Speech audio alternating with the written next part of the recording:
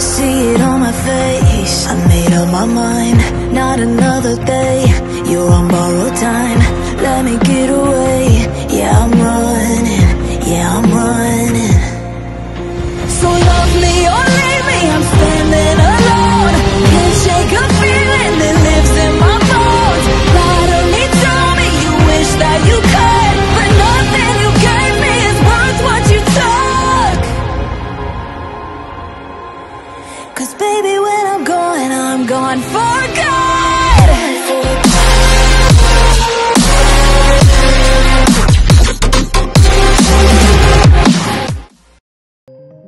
Melanjutkan dari kisah sebelumnya. Pada saat ini dari celah ruang sebuah lengan hitam muncul.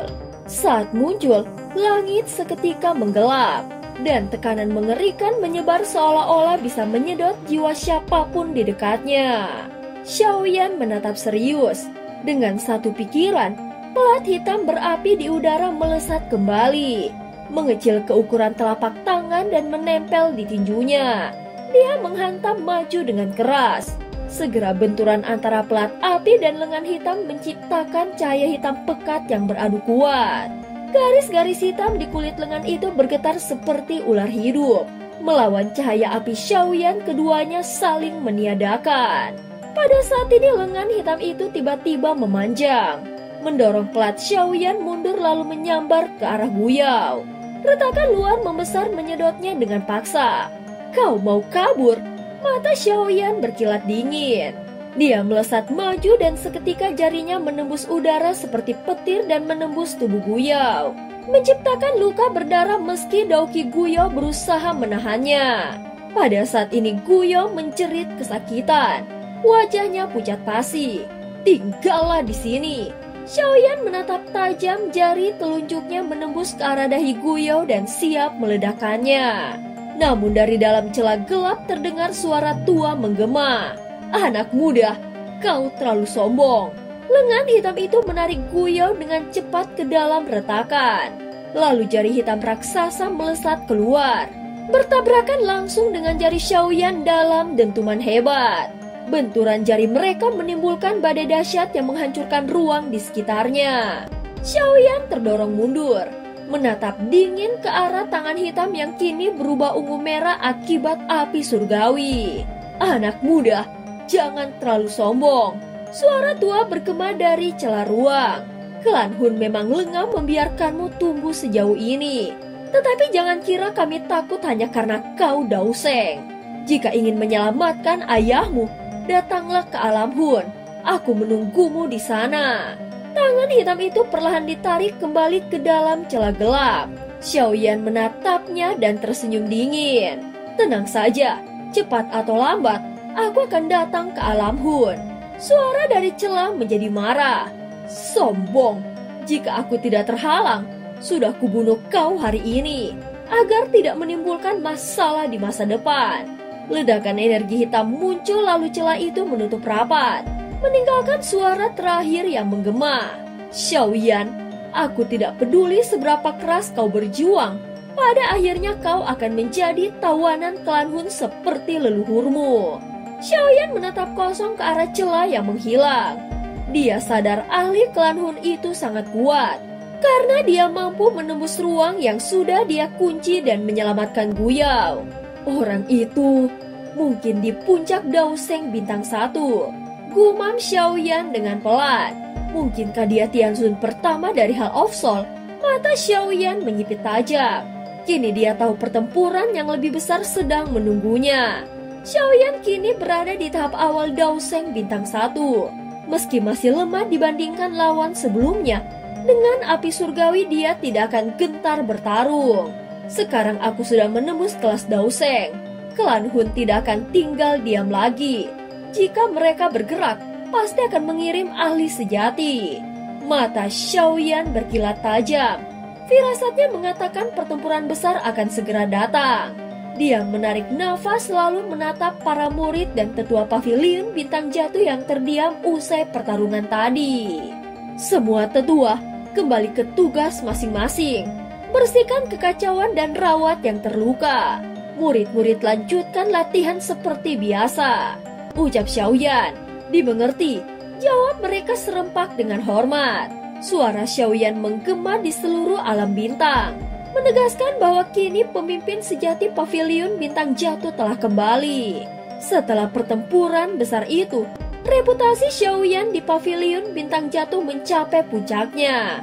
Sebagai Daoseng sejati, tidak ada lagi yang berani meragukannya.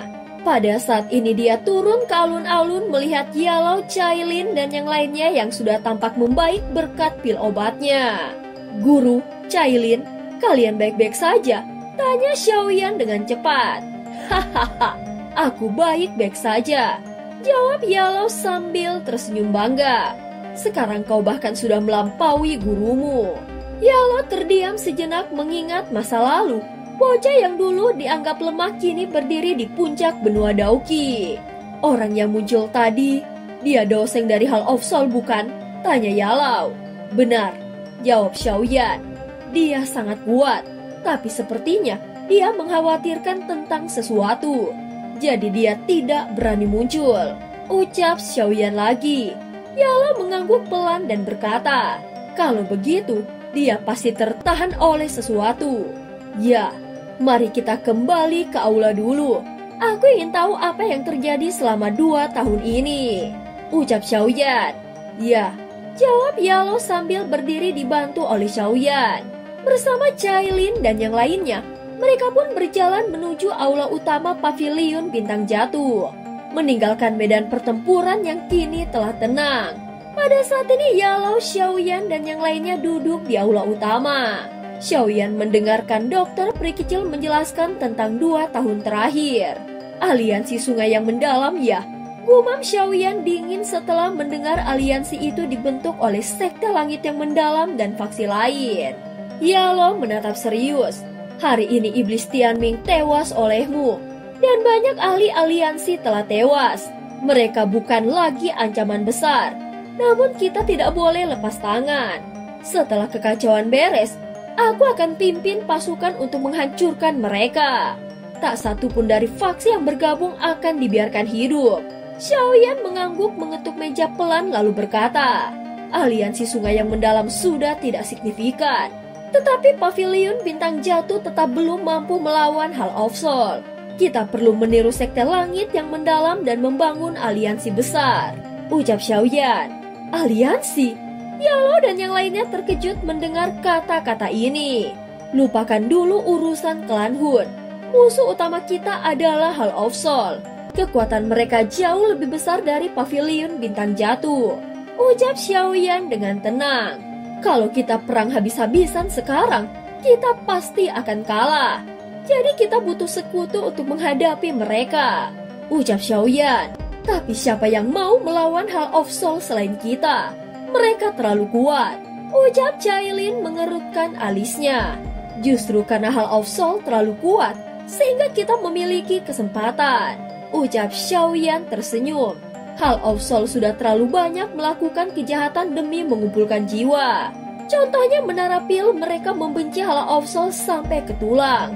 Kalau bukan karena takut kekuatan Hall of Soul, mereka pasti sudah bangkit melawan. Hall of Soul memang senang memburu jiwa kuat terutama milik para alkemis.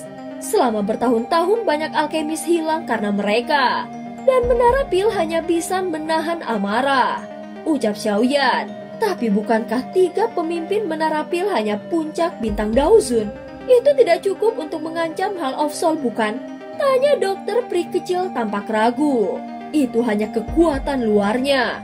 Jika Menara Pil hanya sekuat itu, mereka tidak mungkin dihormati semua alkemis dan bisa berdiri sejajar dengan Hall of Soul, ucap Yalao menggeleng. Kemudian dia menambahkan lagi, selama 2 tahun Xiaoyan bertapa, Xuan Kongzi akhirnya menembus ke tingkat Banseng. Meski baru awal Banseng, kekuatannya melonjak tajam, ucap Yalao. Oh, Xiaoyan sedikit terkejut. Aku pernah mendengar Xuan Kongzi bilang 3 pemimpin Menara Pil pernah bentrok dengan kepala Hall of Soul bukan? Tanya Xiaoyan. Hahaha, itu benar. 3 pemimpin Menara Pil memang pernah bertarung dengan kepala Hall of Soul. Tapi yang mereka lawan hanyalah pecahan jiwa yang meminjam tubuh seorang ahli Hall of Soul. Tetap saja, mereka kalah telak. Jadi jangan pernah menyebutkan itu di depan mereka. Itu jelas sangat memalukan. Setelah itu Yellow menatap Xiaoyan dan dokter pri kecil. Orang biasa hanya tahu menara pil. Mereka tidak tahu tentang menara pil kecil di dalamnya. Ucap Yellow. Menara pil kecil? Xiaoyan dan yang lainnya tertegun. Ini pertama kalinya mereka mendengarnya. Tidak banyak yang bisa masuk ke sana. Lanjut Yellow sambil tersenyum. Xiaoyan mungkin hampir memenuhi syarat. Syarat pertama, mampu mengolah pil tingkat 8 yang memanggil pil petir 7 warna. Dan yang kedua, jiwa harus mencapai tingkat soul state. Ucap Yellow. Xiaoyan mengangguk dengan pelan. Petir 7 warna dan soul state memang persyaratan yang berat. Ucap Yellow. Orang-orang di menara pil kecil adalah inti sebenarnya dari menara pil.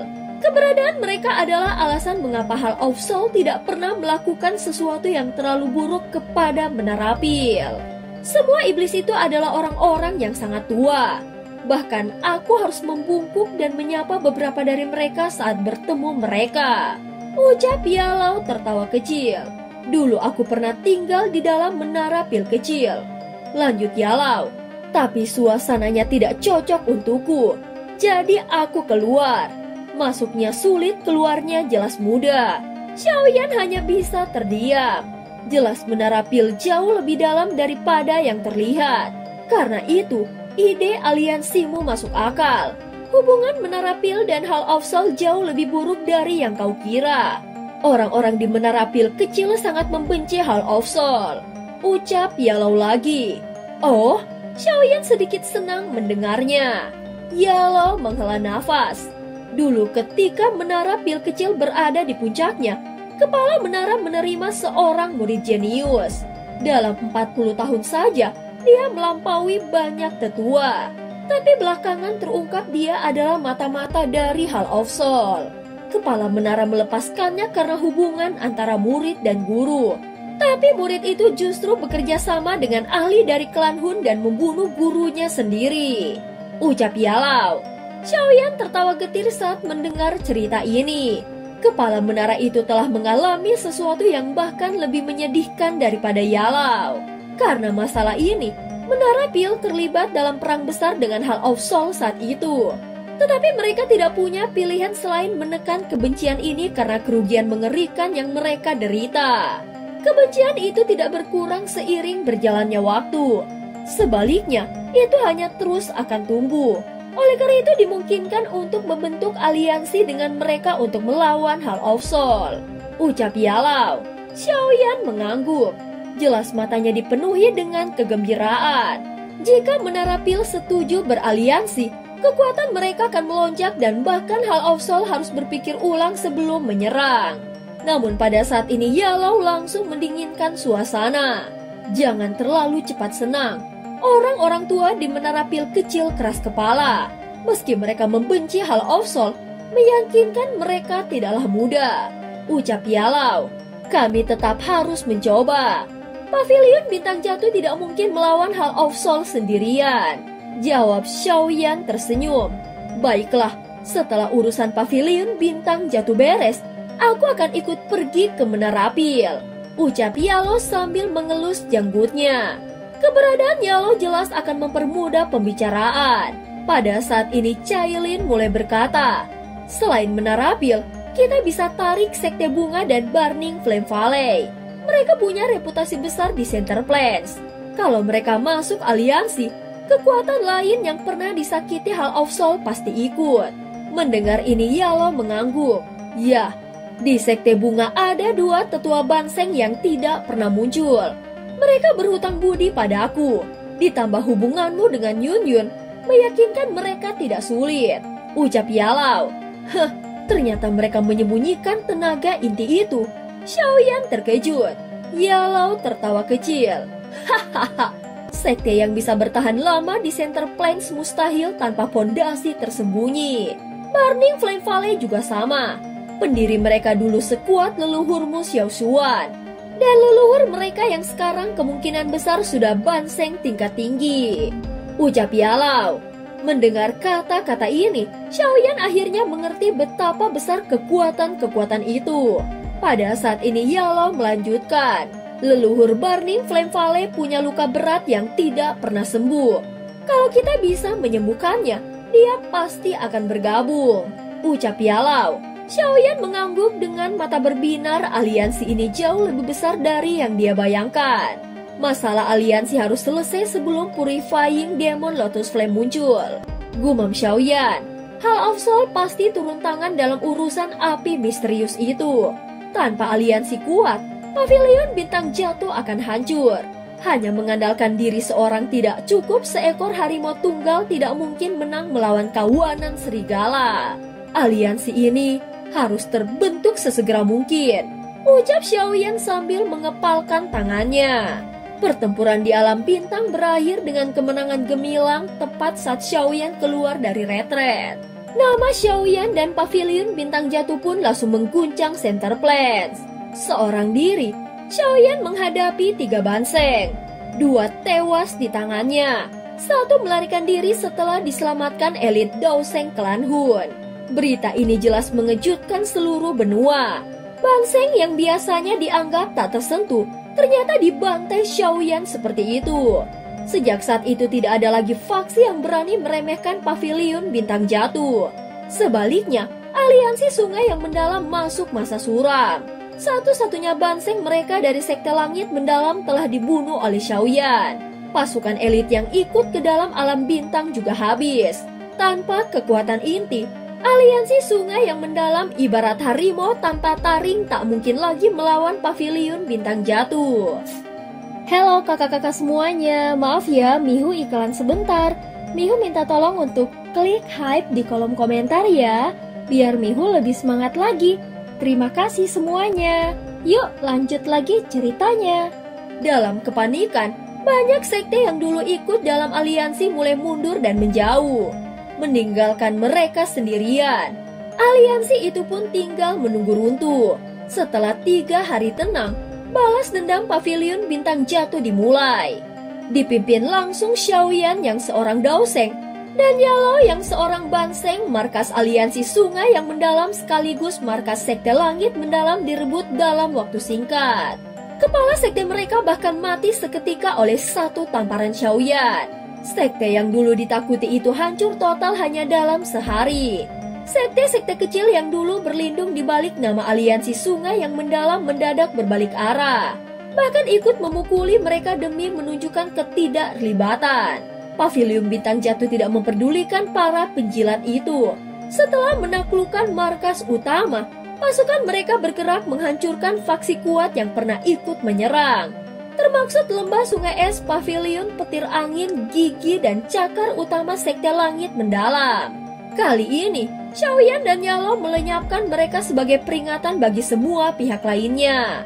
Pada saat ini Pavilion Petir Angin Xiaoyan tetap tergantung di langit. Dia melihat ke arah gunung yang sangat kacau yang dikelilingi oleh lautan api. Ekspresinya acuh tak acuh. Dia telah memimpin pasukan dari Pavilion Bintang Jatuh di sini. Sepanjang jalan, dia telah menghilangkan beberapa cakar dan gigi dari aliansi sungai yang mendalam. Dia tidak menunjukkan belas kasihan saat ini. Xiaoyan tahu jika dia lama tinggal di retret, Pavilion Bintang Jatuh akan hancur berkali-kali lipat jika menghadapi Sekte Langit Mendalam dan Hall of Soul. Sekarang bukan saatnya berbelas kasih. Di Center Plains, yang lemah dimakan yang kuat. Hanya kekuatan yang menjamin hidup mereka. Pada saat ini Lei Zunze terlempar dengan menyedihkan, meludahkan sedikit darah lalu menatap tajam ke arah Xiaoyan. Xiaoyan, Pavilion Petir Anginku punya hubungan baik dengan suku Heaven Demon Phoenix.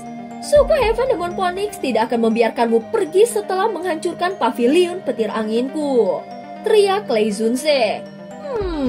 Sekutu Heaven Demon Phoenix ya, aku akan menuntaskan dendamku pada mereka nantinya, ucap Xiaoyan. Sebelumnya Lei Zunze tampak amat kuat, seorang Daozun yang mampu membunuh Xiaoyan, namun keadaan kini jelas sudah berubah. Pavilion Bintang Jatuhku kehilangan 28 ahli karena tanganmu. Saat kau membunuh mereka dulu, seharusnya kau tahu hari ini akan tiba, Ucap Xiaoyan perlahan mengulurkan tangannya dan mengarahkannya ke Lei Zunze. Wajah Lei Zunze terkejut saat melihat Xiaoyan mengangkat tangannya. Dia mengaktifkan gerakan 3000 petir hingga batasnya dan banyak gambar setelahnya muncul di langit. Gerakan 3000 petir ya? Begitu Xiaoyan mengepalkan tangannya, ruang di sekitarnya langsung runtuh. Dalam sekejap tubuh Lei Zunze meledak menjadi daging cincang tanpa sempat menjerit. Darah berceceran lalu semuanya sunyi.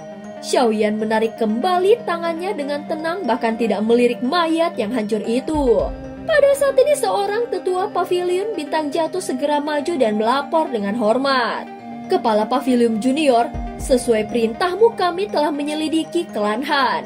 Bertahun-tahun ini mereka ditekan oleh Pavilion Petir Angin. Kekuatan mereka menyusut 90%. Kini mereka hanya klan tingkat 2 di kota Tianbai. Hidup mereka sangat menyedihkan. Xiaoyan sedikit terkejut saat mendengar ini. Xiaoyan terdiam, ada rasa bersalah di matanya. Dia tahu alasan klan Han ditekan oleh Pavilion Petir Angin. Itu jelas karena dulu pernah berhubungan dengannya. Bertahun-tahun dia sibuk berlatih sampai melupakan mereka. Sudah kau kirim orang ke sana? Tanya Xiaoyan dengan pelan. Dia menghela nafas. Jika dulu Han Sue tidak menyelamatkannya, mungkin dia sudah mati di gurun saat pertama kali tiba di Center Plains. Meski dia sempat membantu klan Han menghancurkan klan Hong, pada akhirnya mereka tetap jatuh karena ditekan Pavilion Petir Angin. Tim 3 orang penatua Gan sudah berangkat. Jawab tetua Pavilion Bintang Jatuh dengan hormat. Xiaoyan mengangguk dan memandang langit utara lalu terdiam. Scene berganti di kota Tianbai klan Han. Pada saat ini tiba-tiba 3 pria tua muncul di halaman klan Han. Aura mereka menekan udara.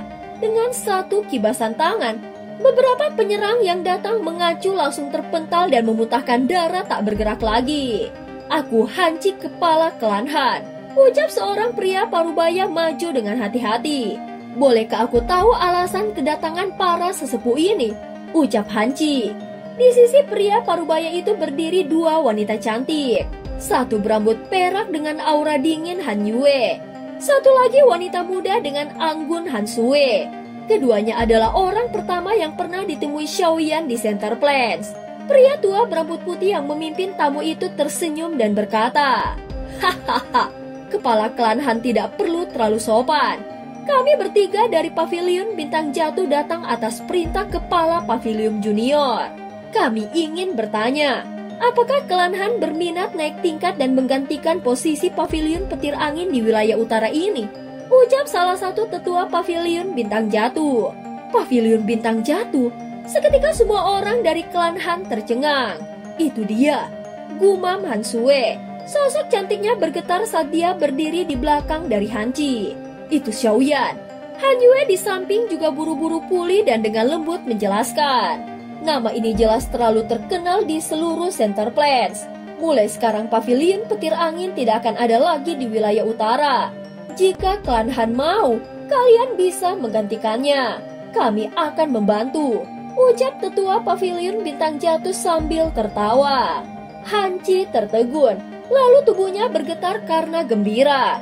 Jika mereka bisa bergabung dengan Pavilion Bintang Jatuh yang sedang naik daun, tidak perlu lagi takut pada siapapun. Tenang saja, ini adalah perintah langsung dari kepala Pavilion Junior. Lanjut tetua itu. Han Sue menahan nafas dan bertanya dengan pelan. Dia tidak datang. Tetua itu terdiam sesaat. Dia menggelengkan kepalanya. Dia sadar Han Sue memandang perasaan pada Xiaoyan, namun tidak berani bicara sembarangan. Sebagai gantinya, dia mengeluarkan 2 botol giok dan menyerahkannya pada Han Sue dan Han Yue. Kepala Pavilion Junior menitipkan ini, dan dia meminta kami menyampaikan terima kasih kepada Nona Han Sue karena dulu telah menyelamatkan dirinya. Tatapan Han Sue meredup saat menerima botol itu. Tanpa sepatah kata, dia berbalik pergi. Han Yue menghela nafas tahu adiknya menyukai Xiaoyan. Tapi Xiaoyan adalah seseorang yang terlalu tinggi untuk digapai. Han Yue memeluk pinggang Han Sue pelan dan hanya bisa berbisik dalam hati. Pria seperti ini bukan milik wanita biasa seperti kita. Dan cerita pun berakhir. Terima kasih udah dengerin Mihu dari awal sampai akhir ya. Sampai jumpa.